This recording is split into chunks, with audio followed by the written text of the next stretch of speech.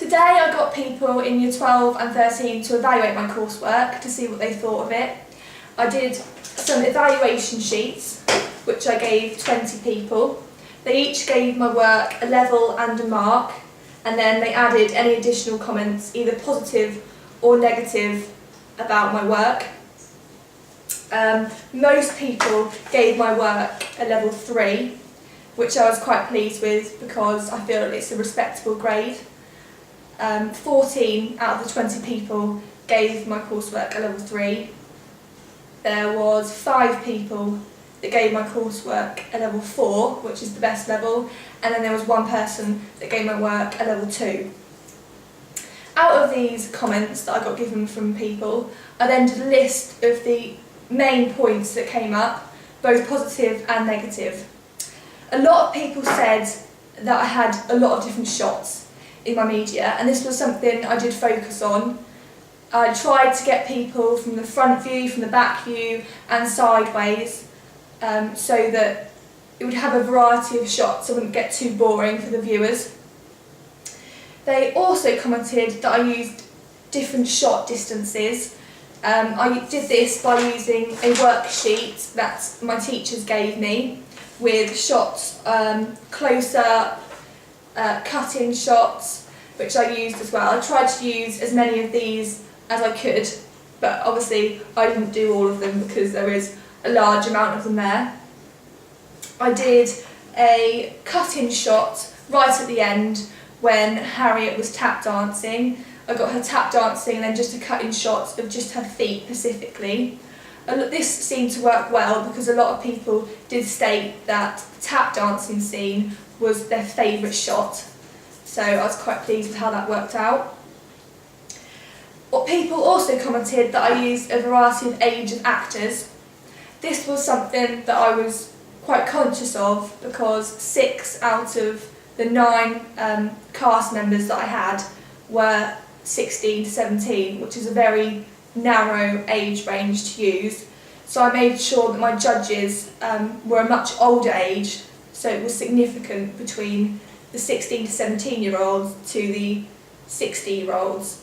And I also felt that by using judges of an older age range, this would help show that they were judges, they were meant to be professional people, and give a more professional manner about the situation instead of it just sort of being a laugh and just an audition. People did say that my media looked visually professional, which I was really pleased with, but this was just down to using a good quality camera and a good tripod to make sure the shots were steady. They said it was an interesting story. It looked like it was going to go somewhere. They didn't get bored by my opening. And it was good because it included aspects that were going to grab their attention, which I really liked because a film, in the first 2 minutes, it is crucial that people get a feel of what the film's about and it really grabs their attention so they want to keep watching. They said that my film had good actors and actresses in it, which I was quite surprised by because none of the people that I actually used in my film are actors or actresses myself. They've had none or very little experience of acting in the past. So the fact they commented on the acting I was quite happy by. I did try to make my cast feel relaxed and confident about what they were doing. I told them that if a scene didn't go right, they could have as many retakes as they wanted to. I didn't want them to feel under pressure. Another positive comment they made is they said that the music suited the visuals. This is something that I took a long time on deciding about the music. I looked on Jamendo, which is a website my friends recommended after using it for their coursework, and they said it was a really good website to use, had some great music. So I looked on there, and after looking at a lot of tracks, I found this one called Felix JD, called Make Believe, and as soon as I heard it I really liked it and thought that it was the one I was going to use. There was just something about it. It had a certain beat to it, a certain rhythm that I really liked and thought would work well with the fact I had dancers. And the fact they commented on that I was really pleased with, because it did take me a long time. I thought that the music went well with all the types of dance, so that was the one I chose. A further comment they said was the good transitions between the main dancer and the auditions.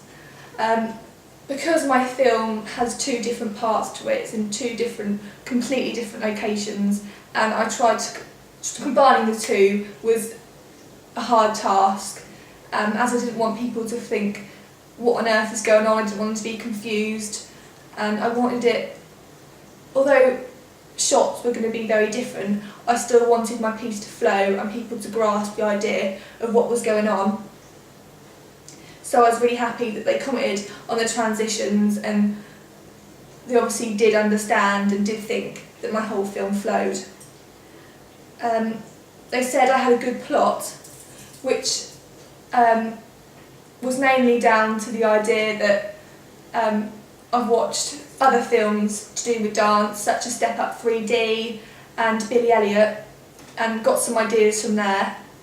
One of the shots I used, which is behind of the judges, and you can see from the judge's perspective as well as the dancer doing the splits in front of you. That was a particular shot that I looked on YouTube for and got from the film Billy Elliot, so that helped me come up with my idea, and then obviously my own interest in dance as well helped me progress. They also said that I had interesting locations, was quite a popular comment within my feedback. I did try and make the locations interesting. I tried to have a stable place, such as the auditions, which was always referred back to, and then to have various different locations, so that the audience would find it a bit more interesting, a bit more appealing. I tried to make sure that my locations went with the theme of what was happening. For instance, when my character was doing street dance, I did this in the subway in Norwich, which had graffiti behind it, and graffiti is typically something that goes along with street dance. The two combine and people think they go well together.